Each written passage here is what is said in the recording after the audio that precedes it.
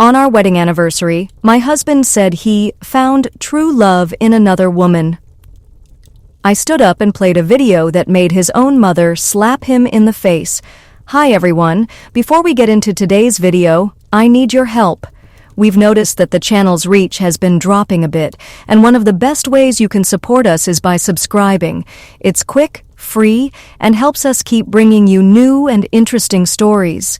Your support means the world to us, and together we can grow this channel. Thank you so much. Now let's get to today's story. I'm writing from a temporary account for obvious reasons, and I've changed some details to protect my anonymity.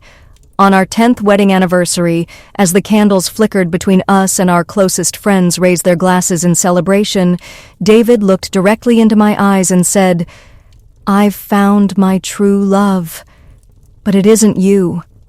The words hit me like ice water.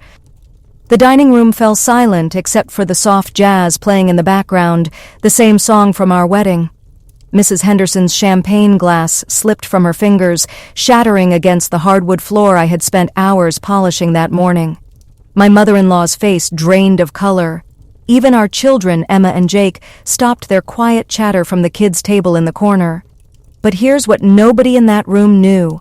I had been expecting those words for months. Let me take you back to the beginning, to when I believed in fairy tales and thought I had found mine. I met David 12 years ago at a coffee shop near the university where I was finishing my master's degree in literature. He was the tall, broad-shouldered man in the corner booth, frantically typing on his laptop with papers scattered everywhere. When his coffee cup tipped over, sending a brown wave across his documents, I didn't hesitate to rush over with napkins. "My entire presentation," he groaned, holding up soggy pages. "I'm supposed to pitch this to investors tomorrow." "What's it about?" I asked, helping him salvage what we could. "A software company. I know it sounds boring, but I really believe it could help small businesses manage their finances better." It didn't sound boring at all. His eyes lit up when he talked about helping people, about building something meaningful. By the time we had cleaned up the mess, he had asked me to dinner, and I had said yes without hesitation. David was everything I thought I wanted: stable, ambitious, kind to waitresses, and patient with children. He sent me handwritten notes during our courtship, actual letters delivered to my apartment door. He remembered that I loved daisies, not roses. When I got food poisoning from bad sushi, he showed up with soup and stayed to watch terrible romantic comedies until I felt better. Our wedding was perfect.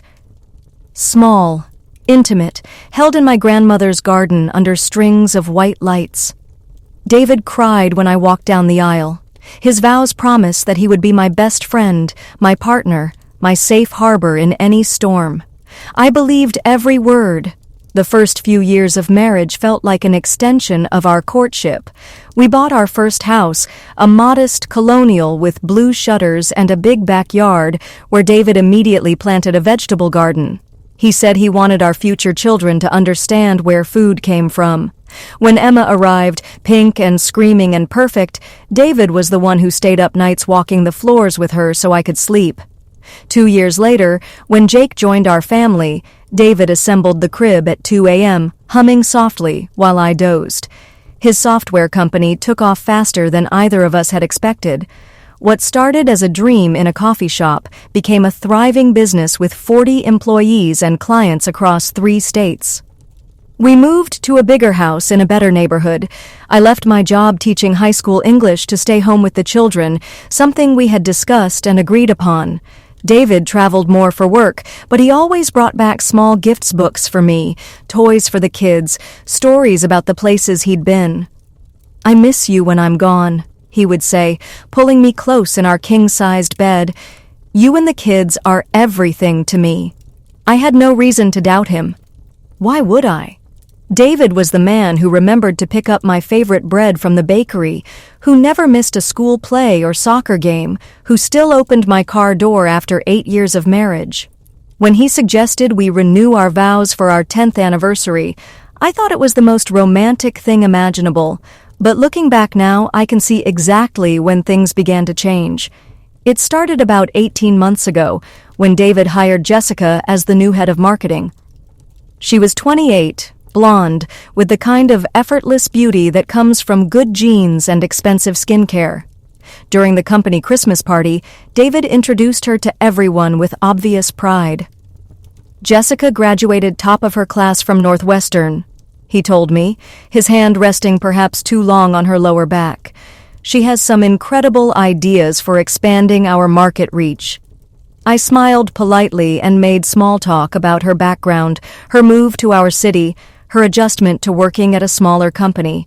She was perfectly pleasant, professionally dressed, appropriately deferential to the boss's wife. There was nothing obviously wrong, nothing I could point to and say, "This woman is a threat to my marriage." But something in my chest tightened when I watched David laugh at her jokes, when his eyes followed her across the room, when he mentioned her insights during our drive home. "She really gets the business," he said, loosening his tie at a red light. "It's refreshing to work with someone who thinks strategically." The implication hung in the air. Unlike you, who thinks about grocery lists and PTA meetings and whether Jake needs new cleats for soccer. I told myself I was being paranoid. David worked with many people, men and women alike. It was natural that he would be excited about a talented new employee. I had always trusted my husband completely, and I wasn't going to start doubting him now based on a feeling I couldn't even articulate. But the mentions of Jessica became more frequent. Jessica's idea for the new campaign, Jessica's suggestion about the quarterly report, Jessica's insight into the client's needs. At first, David shared these updates with enthusiasm, the way he might tell me about any colleague's contributions. Gradually, though, something shifted in his tone. When he talked about Jessica, his voice became softer, more intimate, as if he were sharing a secret. The late nights at the office started around the same time. David had always worked hard, but now he was coming home at 8, 9, sometimes 10 o'clock. When I asked about the workload, he explained that they were in a crucial growth phase, that new opportunities required extra attention, that he couldn't delegate the really important stuff. "I hate being away from you and the kids," he would say, kissing my forehead as I sat in bed with a book, waiting for him. "But this could set us up for life. Emma and Jake could go to any college they want." I wanted to believe him. We had always been partners in building our life together, and his success was our family's success. But when I tried to plan date nights or weekend trips, David always had something work-related that couldn't be moved. The company retreat that coincidentally fell on our anniversary weekend, the client dinner that couldn't be rescheduled, the conference in Chicago where Jessica would be presenting their joint project. "Joint project?" I asked, setting down my coffee cup a little too hard. "Market analysis of our expansion potential," David said, not meeting my eyes. "She's been working on it for months. Really impressive work." That night, after David fell asleep, I lay in bed staring at the ceiling and trying to identify the knot in my stomach. Was it jealousy? Suspicion? Or was it something deeper? The recognition that my husband was slipping away from me in ways I couldn't name or stop? The phone calls began a few weeks later. David's cell would buzz during dinner, and he would glance at the screen with a quick smile before declining the call. "Work?" I asked the third time it happened. "Just Jessica with an update on the Morrison account," he said. "I'll call her back later." But later turned into much later. After the kids were in bed, David would disappear into his home office for 30-minute conversations conducted in hushed tones. When I walked past the door, bringing him tea or asking about weekend plans, he would quickly wrap up the call. "Thanks, Jess. We'll pick this up tomorrow." Jess. When had Jessica become Jess? I started paying attention to details I had previously ignored. The way David's face lit up when his phone buzzed with a text, the new cologne he wore to work, the fact that he had started going to the gym again after years of claiming he was too busy. He bought new shirts, updated his haircut, even got his teeth whitened. "You look great," I told him one morning as he checked his reflection in the hallway mirror. "What's the special occasion?" "No occasion," he said, adjusting his tie. "Just trying to look professional. You know how important first impressions are in business." But we had been married for 9 years. David had never cared about first impressions with me. The business trips increased in frequency and duration. A weekend in Atlanta became 4 days in Denver, became a full week in Seattle. David would call every night to say goodnight to the kids, but our conversations were brief and distracted. "How was your day?" I would ask. "Busy? Productive? How are Emma and Jake?" We would talk about the children's activities, school projects, minor household issues, but we didn't talk about us. We didn't laugh together the way we used to. When David came home from these trips, he seemed like a polite stranger who happened to live in our house. The physical distance followed the emotional distance. David began staying up later, claiming he needed to catch up on emails after his time away. When he finally came to bed, he would kiss my cheek quickly and turn toward his side of the mattress. Our intimacy dwindled to perfunctory encounters that felt more like obligation than desire. "Are you okay?" I asked him one night after another brief mechanical interaction. "You seem distant." "I'm fine," he said, already rolling away from me. "Just tired. This expansion is taking everything out of me." But he wasn't tired when he talked to Jess. I could hear the energy in his voice during those late-night calls, the laughter that used to be reserved for me. 6 months ago, I made a decision that would have seemed unthinkable during the first 8 years of our marriage. I started keeping track. I began with simple observations, logged in a notebook I kept hidden in my jewelry box. The times David left for work, the reasons he gave for being late, the names he mentioned in casual conversation. I noted when he showered immediately after coming home from the office, when he received texts that made him smile, when he claimed to be working late but the office parking lot was empty when I drove by. I felt like a detective investigating my own life, and I hated myself for it. But I also couldn't stop. Every instinct I had developed over 9 years of marriage was screaming that something was wrong, and I needed to know what it was. The evidence accumulated slowly, then all at once. There was the evening when David said he was working late on a presentation, but I called the office and got his voicemail. When I drove by the building, his car wasn't in the parking lot. He came home at 11 p.m. with the story about grabbing dinner with the team after they finished their work. "Which team?" I asked. "Just Jessica and a few of the marketing guys," he said, avoiding eye contact. "We went to that new Italian place downtown, but when I called the restaurant the next day, pretending to look for a lost earring, they told me that no large groups had been seated the previous evening, only couples and small parties." There was the weekend when David said he had to go into the office to prepare for Monday's client meeting, but the office building's parking lot was completely empty except for his car. When I parked across the street and waited, I saw Jessica's silver BMW pull up 20 minutes later.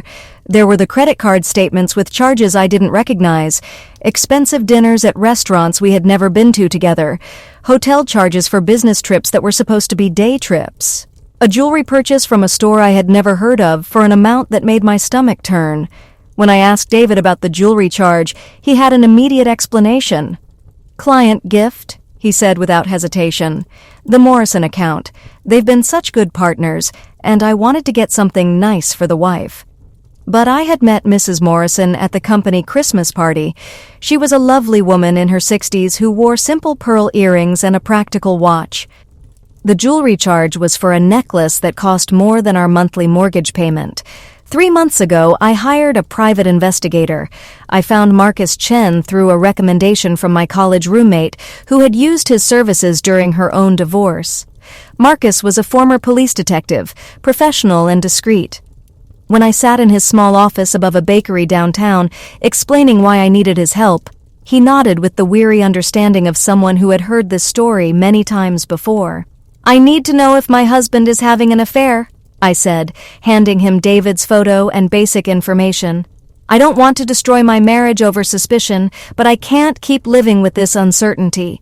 Marcus was honest about what he could and couldn't provide. He could document David's activities, photograph his companions, verify his whereabouts.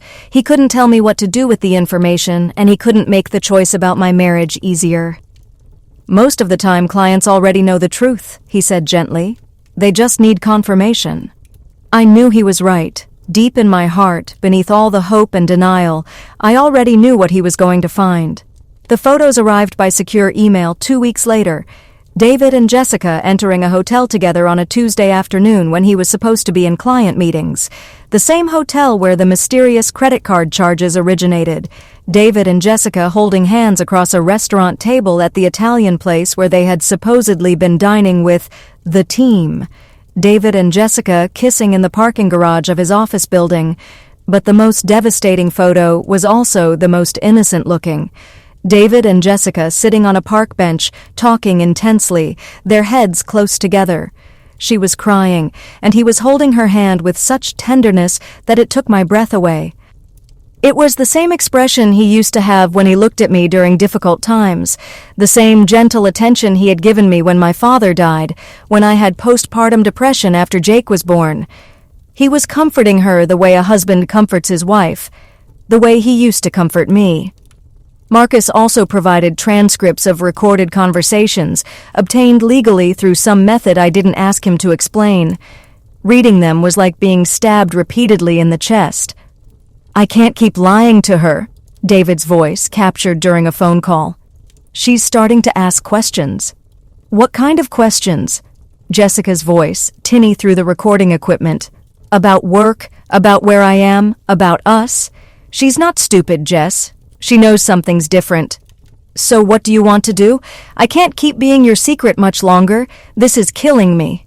I know. I just need to figure out the right way to handle this. The kids, the house, the business. It's all connected. I can't just blow everything up." "But you love me, right? This isn't just about the sex?" David's laugh, low and intimate. "God, no. Jess, you're everything I never knew I wanted. You get me in ways that she never has. She's a good mother, a good housekeeper, but we don't connect intellectually. We never have. I've been settling for comfortable instead of passionate." "Comfortable?" Jessica's voice was softer now. "Is that all she is to you? Honestly? She's like a roommate who happens to be the mother of my children. I care about her, I don't want to hurt her, but I haven't been in love with her for years. Maybe I never was. Maybe I just thought I was supposed to be." The recording continued for another 10 minutes, but I couldn't bear to read the rest. David, my husband of 9 years, the father of my children, had just reduced our entire relationship to comfortable domesticity. I was the housekeeper who happened to share his bed. I sat in my car outside Marcus's office, gripping the printed transcripts until my knuckles were white, and I made a decision. I wasn't going to confront David immediately. I wasn't going to cry or scream or beg him to choose me over Jessica. Instead, I was going to plan. If David wanted to destroy our marriage, he could do it. But he was going to do it in front of everyone who mattered to us, and he was going to face the consequences of his choices with no way to control the narrative or paint himself as the victim.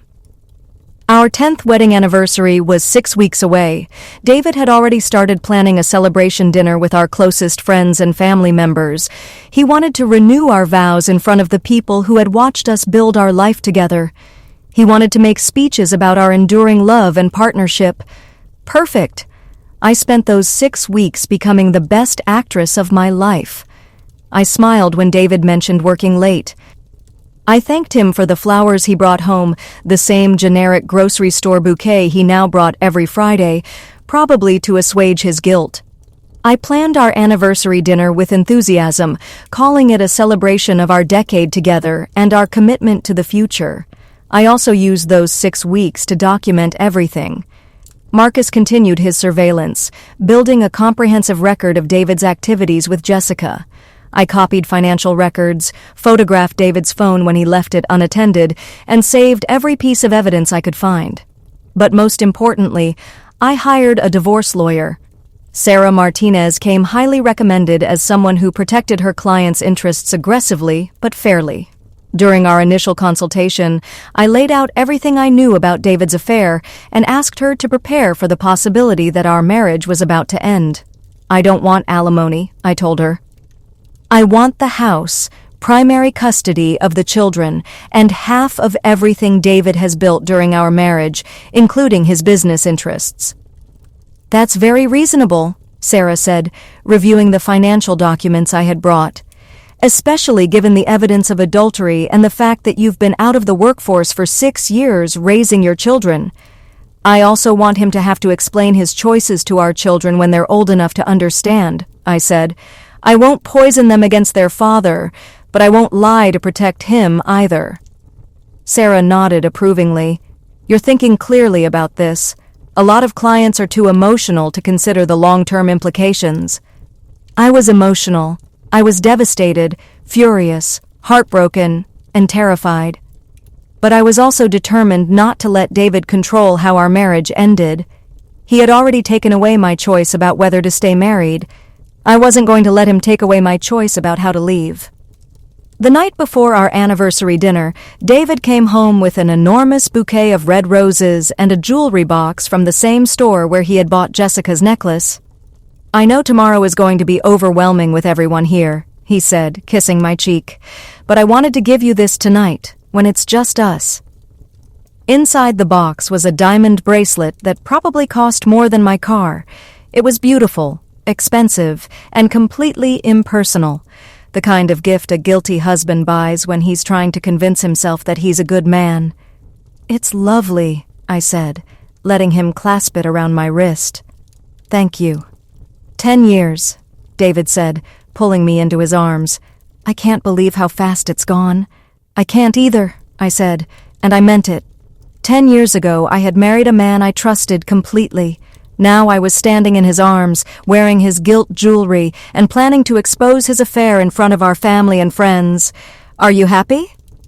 David asked, his voice soft with what I now recognized as manipulation disguised as vulnerability. "I know I haven't been the easiest husband to be married to lately. Work has been so demanding." "I'm happy," I lied, looking up into his brown eyes that used to make me feel safe. "I'm exactly where I want to be." The anniversary dinner was set for Saturday evening at 6 o'clock. I had planned it carefully.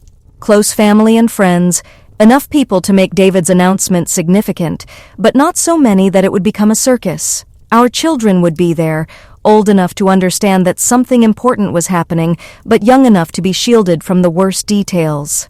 I spent Saturday afternoon cooking David's favorite meal herb-crusted salmon with roasted vegetables and the chocolate mousse cake I had made for his birthday every year since we met. I set the dining room table with our wedding china and the crystal glasses we had received as wedding gifts. I lit candles, arranged flowers, and created the perfect backdrop for what I hoped would be David's last performance as my devoted husband. By 5:30, our guests had arrived. David's parents, my mother, my sister, and brother-in-law, our next-door neighbors, the Hendersons, and our closest friends from college, Mark and Lisa. Everyone brought gifts and cards celebrating our decade of marriage. My mother-in-law, Patricia, hugged me tightly and told me how proud she was to have me as a daughter.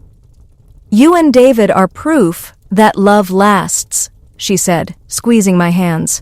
"In a world where everyone gives up so easily, you two have built something beautiful." I smiled and thanked her, knowing that in 30 minutes, her opinion of her son was going to change forever.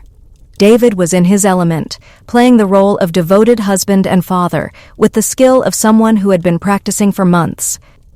He carved the salmon with theatrical precision, poured wine with flourishes, and told stories about our early dating days that made everyone laugh and sigh romantically.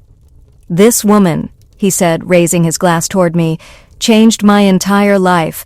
Before I met her, I thought success meant building a business and making money. She taught me that success means building a family and making memories." The irony was so thick I could taste it. David was eulogizing our marriage while planning to leave it for a woman who got him intellectually, in ways his comfortable housekeeper never could. "To 10 more years," David continued, "and 10 more after that, and 10 more after that." Everyone raised their glasses and toasted our enduring love. I smiled and sipped my wine and waited. After dinner, David stood up again and cleared his throat for attention. This was the moment I had been expecting, the grand gesture that would make him feel like a romantic hero instead of a cheating husband. "I have something I need to say." David began, his voice taking on the serious tone he used for important business presentations. Some of you know that marriage isn't always easy. There are challenges, obstacles, times when you have to make difficult choices. I could see the confusion on our guests' faces. This wasn't the speech they were expecting at an anniversary celebration. Over the past year, David continued, I've been forced to examine what I really want from my life, what kind of man I want to be, what kind of love I want to have. My heart was pounding, but I kept my expression neutral and interested, as if I had no idea what was coming next. The truth is, David said, turning to look directly at me, I've found my true love, the person who understands me completely, who shares my dreams and ambitions, who makes me feel alive in ways I never thought possible. Patricia gasped. Lisa dropped her fork. Even Emma and Jake stopped their quiet conversation and turned toward their father with wide eyes.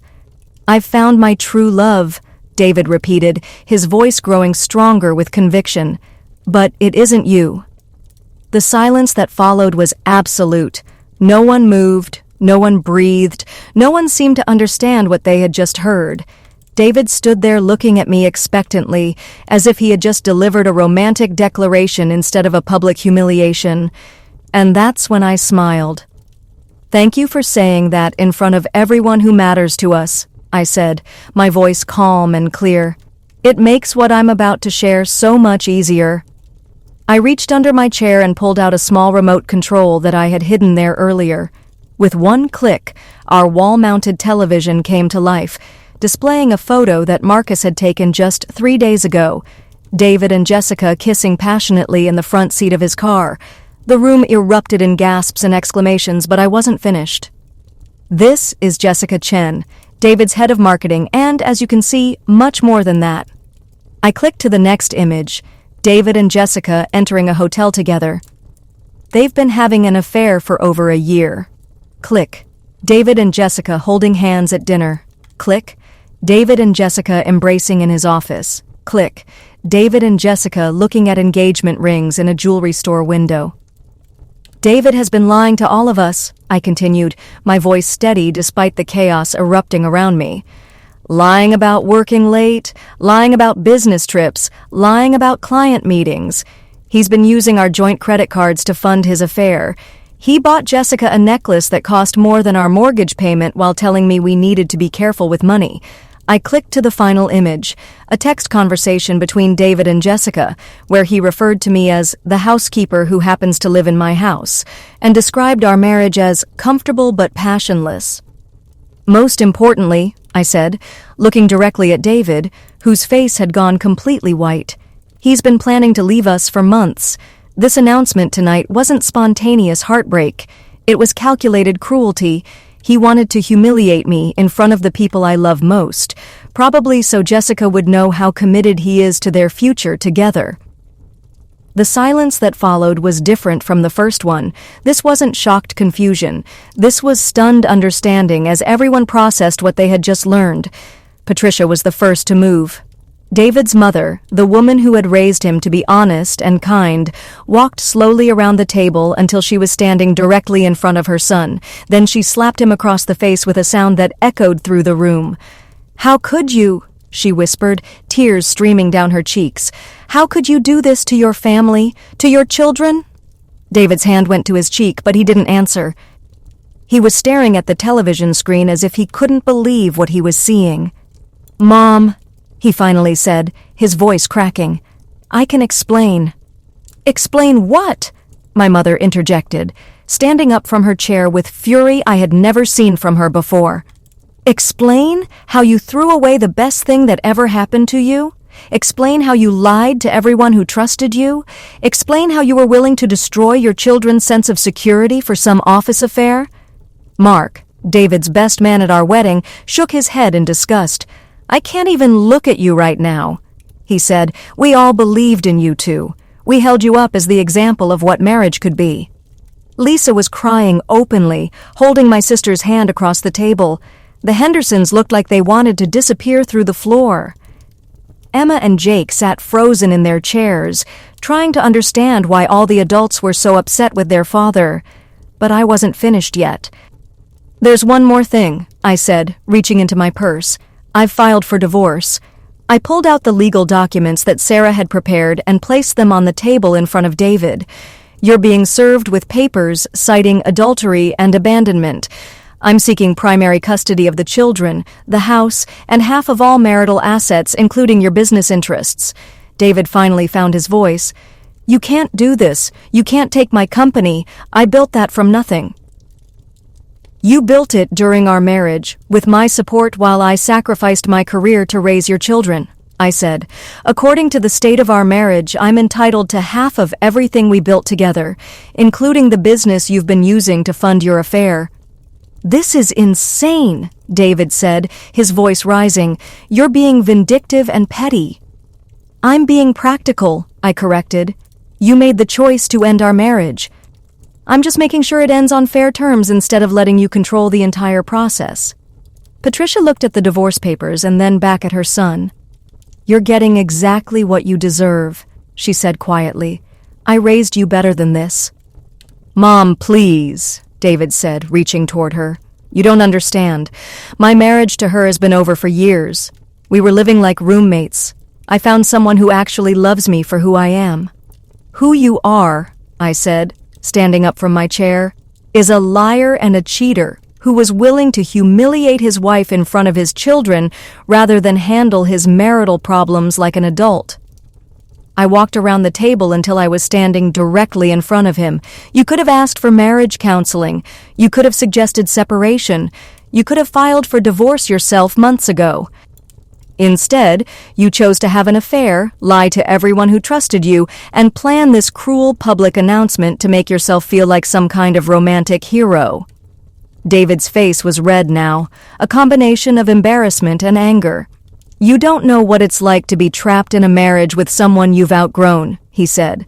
Someone who doesn't challenge you intellectually, who doesn't share your ambitions. Then you should have left, I said simply. You should have been honest about what you wanted, instead of lying and cheating and making me feel like I was going crazy for noticing that my husband was disappearing from our marriage. I turned to address our guests, who were watching this confrontation with a mixture of fascination and horror. Thank you all for being here tonight, I said. I know this isn't the anniversary celebration you were expecting. But I wanted David to say what he needed to say in front of the people who have supported our marriage, so you could all understand exactly who he really is. I picked up my purse and jacket from the side table. Emma and Jake will be staying with my mother tonight and probably for the next few weeks while we figure out living arrangements. David, you can stay in the house until the divorce is finalized, but I'll be staying at my sister's. My lawyer will be in touch about visitation schedules and asset division. I started toward the door, then paused and turned back to David. Oh, and Jessica called this afternoon. Apparently someone sent her copies of all the photos and text conversations. She wanted me to tell you that she's decided to take the job offer in California. Something about not wanting to be involved with a married man who would humiliate his wife in public. David's face crumpled. What? No, she wouldn't. She would, and she did, I said. Turns out even your mistress has more class than you do. I walked to the door, then stopped one more time. For what it's worth, David, I did love you. I loved you completely and faithfully for 10 years. I would have worked on our marriage if you had given me the chance. I would have gone to counseling, tried to be more intellectually stimulating, found ways to reconnect with you. But you didn't want to fix our marriage. You wanted to replace me with someone younger and more exciting while still keeping me around to take care of your children and maintain your comfortable home life. I looked around the room at the faces of people who had believed in us, who had celebrated our love and supported our family. I hope it was worth it, I said. And then I left. That was 6 months ago. The divorce was finalized last month, and everything went exactly as I had planned. I got the house, primary custody of Emma and Jake, and a settlement that ensures their college educations and my financial security.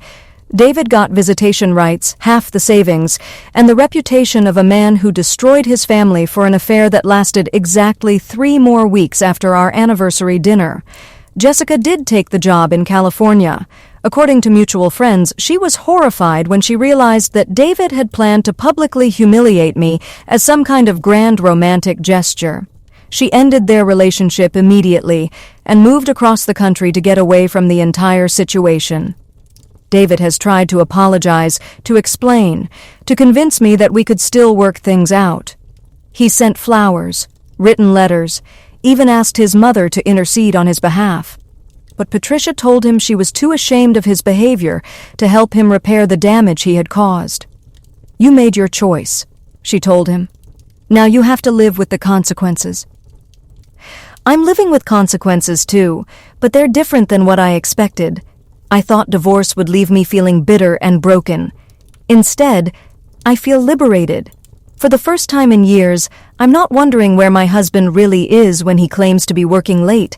I'm not analyzing every conversation for signs that he's losing interest in me. I'm not trying to be the perfect wife for a man who was never going to appreciate what he had. Emma and Jake are adjusting better than I hoped. They spend every other weekend with David, and he's making an effort to be a better father now that he can't take their love for granted. They ask questions about why we got divorced, and I answer them honestly but age-appropriately. Yes, Daddy made some choices that hurt our family. No, it wasn't their fault. Yes, both parents still love them completely. I've gone back to school to finish my teaching certification. Next fall, I'll be teaching high school English again, sharing my love of literature with a new generation of students. I'm excited about having my own career, my own income, my own identity beyond David's wife and Emma and Jake's mother. Last week, I went out to dinner with an old friend from college who had heard about the divorce through social media. Over wine and pasta, she asked me if I regretted how I handled the situation. "Do you ever wish you had just confronted him privately?" she asked. "Maybe the public thing was a bit dramatic?" I considered her question seriously. David's betrayal had been private for over a year, while I suffered through the confusion and self-doubt of a marriage that was crumbling without explanation. He had planned to end our marriage as a public spectacle designed to humiliate me and make himself feel like a romantic hero. Why should his revelation be public, but his consequences be private? "No," I told my friend. "I don't regret it at all. David spent months lying to everyone who mattered to us. He was planning to control the narrative of our divorce by painting himself as a man who had finally found true love and painting me as the comfortable but passionless wife he had outgrown. He wanted to be seen as brave and romantic instead of dishonest and cruel." I took a sip of wine and thought about that night, about the moment when I clicked the remote control and watched David's carefully constructed facade crumble in front of the people whose opinions mattered most to him. "He thought he was going to humiliate me," I said. "Instead, he humiliated himself, and everyone who loved us got to see exactly who he really was." My friend nodded slowly. "And Jessica, do you ever think about her?" I did think about Jessica, though probably not in the way most people would expect. I didn't hate her, exactly.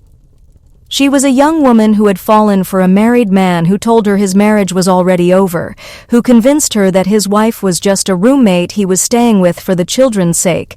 David was an expert manipulator. He had been manipulating me for months without my realizing it.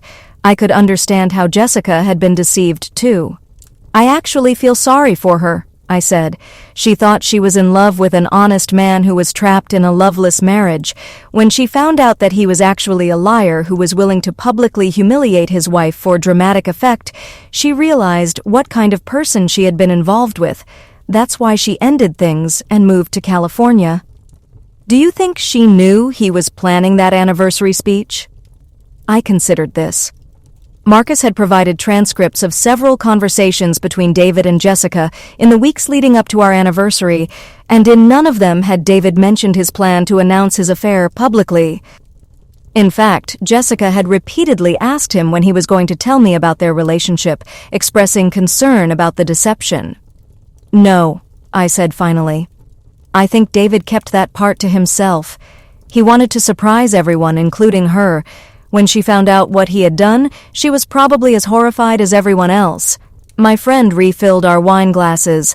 "So what's next for you? Are you ready to date again?" The question made me laugh, though not unkindly. I spent 10 years married to someone who was lying to me for the last year of our relationship. Right now, I'm focused on rediscovering who I am when I'm not trying to be the perfect wife to someone who doesn't appreciate me. That was true, but it wasn't the whole truth. The whole truth was that David's betrayal had shattered my ability to trust my own instincts. For months, I had known something was wrong with my marriage, but I had convinced myself I was being paranoid, insecure, unreasonable. I had apologized to David for being suspicious when I should have been demanding answers. I had tried harder to be attractive, interesting, supportive when I should have been protecting myself. Learning to trust myself again was going to take time, but I was learning. Last month, when the contractor working on my kitchen renovation started staying later than necessary and making personal comments about my appearance, I didn't ignore the uncomfortable feeling in my stomach. I didn't tell myself I was overreacting. I thanked him for his work, paid his final bill, and hired someone else to finish the project. 2 weeks ago, when my neighbor-divorced husband asked me out for coffee and mentioned how lonely he was, how much he missed having a woman in his life, I didn't feel obligated to be polite about his obvious neediness. I declined clearly and avoided further conversation.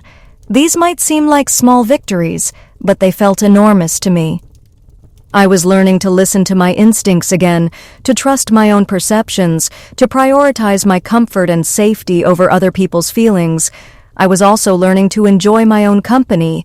During my marriage, I had rarely spent time alone. When David traveled for business, I filled the evenings with activities for the children, phone calls with friends, household projects. Solitude felt empty and slightly frightening. Now, after the children go to their father's house for the weekend, I look forward to the quiet. I read books without interruption, cook elaborate meals just for myself, take long baths with expensive bath oils I buy without consulting anyone else's budget priorities. I go to movies David would have found boring, visit art museums he would have called pretentious, take yoga classes he would have mocked. I'm rediscovering pieces of myself that got lost during my marriage. Not because David actively suppressed them, but because I gradually shaped myself around his preferences, his schedule, his priorities. I became smaller to make room for his largeness, quieter to accommodate his voice, less demanding to balance his neediness. The woman I'm becoming in the aftermath of my divorce is more confident, more decisive, more authentically herself than the woman I was during my marriage. It's a strange silver lining to the worst betrayal I've ever experienced, but I'm grateful for it. 3 months ago, I ran into David at Emma's soccer game. It was the first time we had been in the same place without lawyers present since our divorce was finalized.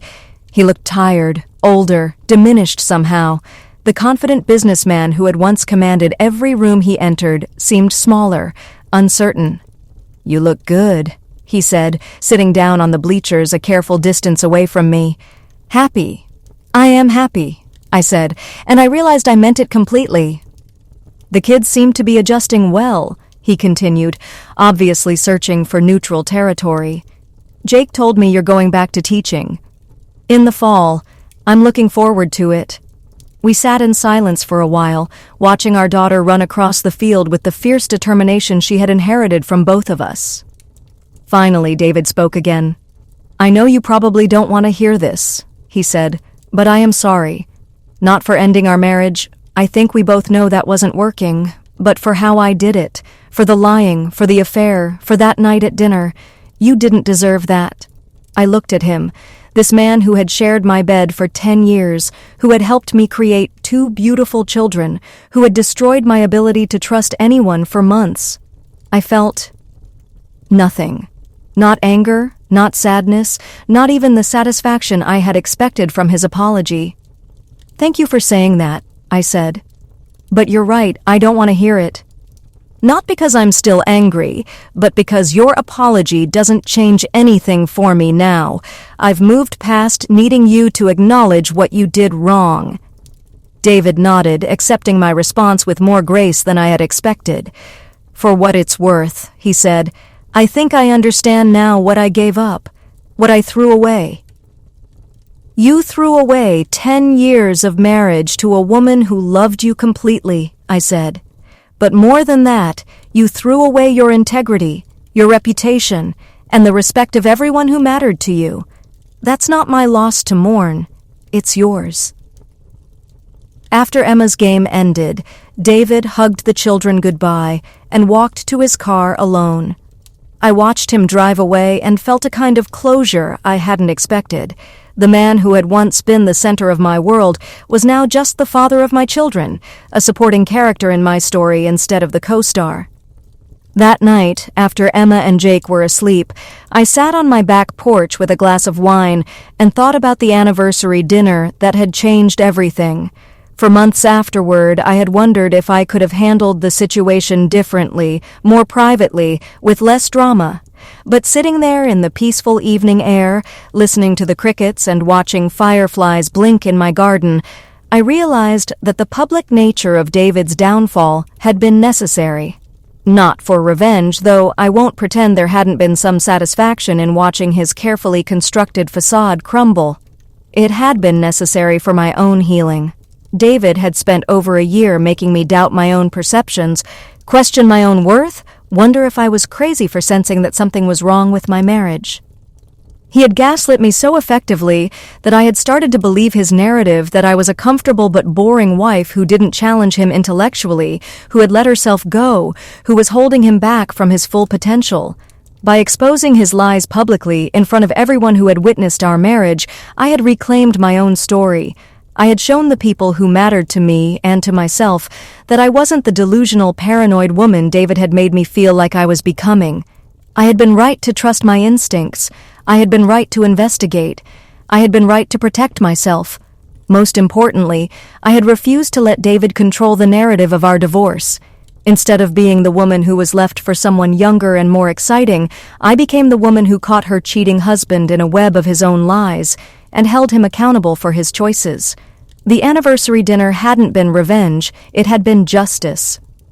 Now, 6 months later, I was building a life that belonged entirely to me. I had signed the lease on a small apartment near the children's school where I could stay when they were with their father.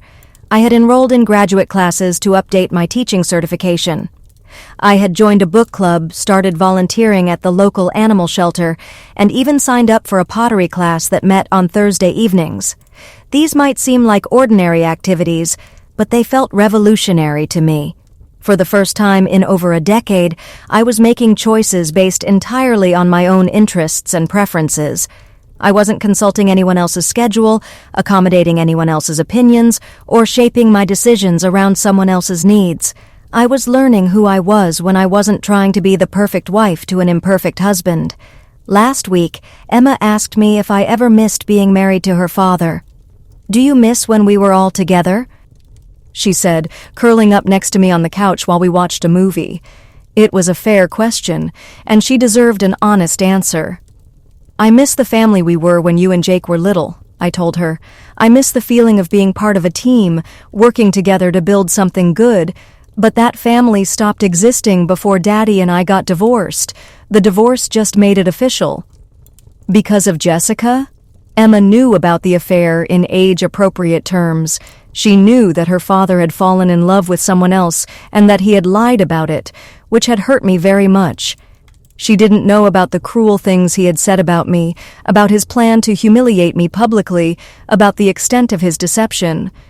"Partly because of Jessica," I said, "but mostly because Daddy stopped being honest with me, and marriage can't work without honesty and trust." "Are you going to get married again?" I considered her question seriously. The idea of trusting someone enough to build a life with them, to combine finances and make joint decisions and believe their promises about the future, still felt impossibly daunting. "Maybe someday," I said, "if I meet someone who treats me with respect and kindness, someone I can trust completely. But right now, I'm happy just being your and Jake's mom, and being myself." Emma nodded and settled back against my shoulder. "I think you're braver now," she said, "than before." Her observation surprised me. "What do you mean?" Before, you were always worried about making Daddy happy. Now you do things because they make you happy. That seems braver to me." Out of the mouths of babes, my 10-year-old daughter had articulated something I was still learning to understand about myself. For years, I had been so focused on being a good wife that I had forgotten how to be a whole person. I had measured my worth by David's satisfaction with me instead of by my own sense of fulfillment and integrity. The woman I was becoming in the aftermath of my divorce was indeed braver than the woman I had been during my marriage. She was also more honest, more direct, more willing to trust her own instincts and advocate for her own needs. That woman might not have prevented David's affair, but she never would have tolerated it for a year while gaslighting herself into believing she was imagining things. This morning, I received a text message from Patricia, David's mother, asking if she could take the children to lunch this weekend. Since the divorce, she has maintained her relationship with Emma and Jake while making it clear that she is deeply disappointed in her son's behavior. She has never asked me to forgive David or suggested that I should have handled things differently. Instead, she has quietly supported me through the transition, helping with babysitting and offering emotional support when I needed it. "Thank you for showing such grace through all of this," she wrote. "I know my son hurt you terribly, and you would have been justified in keeping the children away from his family. The fact that you've allowed us to maintain our relationships with Emma and Jake says everything about your character." I wrote back, agreeing to the lunch plans and thanking her for her continued support. Then I sat looking at the exchange and marveling at how different my life had become. A year ago, I was a woman who was slowly losing her mind, trying to figure out why her husband was becoming a stranger. I was making excuses for his behavior, blaming myself for his distance, desperately trying to become whatever version of myself might win back his attention and affection. Today, I am a woman who knows her own worth, trusts her own instincts, and refuses to accept less than she deserves from the people in her life. I am a mother who is teaching her children that sometimes the most loving thing you can do is refuse to tolerate someone's harmful behavior, even when that someone is supposed to love you. I am a woman who discovered that the end of her marriage was not the end of her story. It was the beginning of a better chapter. Some mornings, when I wake up in my own space, with no one to please but myself and my children, I think about the anniversary dinner that changed everything. I remember David standing in our dining room, surrounded by people who loved and respected us, announcing that he had found his true love, but it wasn't me. And I smile, because he was right. He hadn't found his true love in me. But in trying to destroy our marriage as publicly and cruelly as possible, he had inadvertently given me the greatest gift of my adult life. He had forced me to find my true love in myself. I thought our 10th anniversary would be the celebration of our enduring partnership. Instead, it became the beginning of my freedom. David wanted to make a dramatic exit from our marriage, casting himself as the romantic hero who had finally found his passion. Instead, he became the cautionary tale that our friends tell about what happens when you take a good woman for granted. And I became the woman who refused to be broken by betrayal, who chose to be reborn by it instead. That's a story I'm proud to tell.